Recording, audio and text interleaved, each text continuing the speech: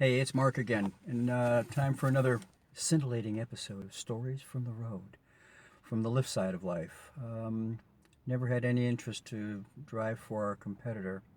Actually, did spend a few moments, went through the process of having the car checked, and met with somebody that started talking about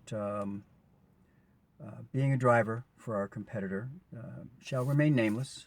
It may or may not rhyme with goober. But at any rate, there were a group of us that we were given to a young person to tell us a little bit, give us orientation, I guess, and then check the car out, and then load the app. And then hopefully, if we were approved, then we could start driving. But at any rate, this young person was very energetic and very excited in the position that they were in. And first words: "You are now members of the finest private limousine service there is. And if you don't talk too much to your customers will think you're professional." And I chuckled. She kind of looked at me and said, "And that's funny, why?" And I said, "Oh, I guess I get it. You know, the hired help should never ever mix with the paying customers." I go, "Or maybe it's because in my Hyundai, the window between the front and the back seat will be up during the private limousine ride." She looked at me, and if looks could kill, I was a dead man.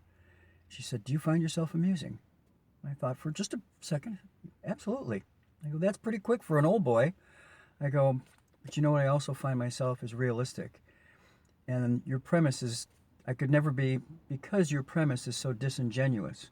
Nothing we can do, any of us, in our Hyundais and our Hondas and our Nissans, is going to create a private limousine experience for our customers. I could never possibly be successful in an organization like that. I do apologize for being rude, but I won't waste any more of your time." And I left. I was really bummed because I was very excited about having something to do in the evenings. Being retired, I think it's good to have something to do. It's not a noble sense of purpose, but a distraction, something to get you out of the house, something that you enjoy.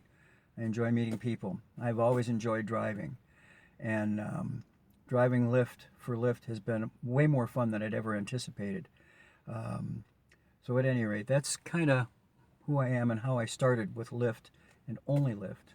So we'll see you back another time, I hope. Stories from the road.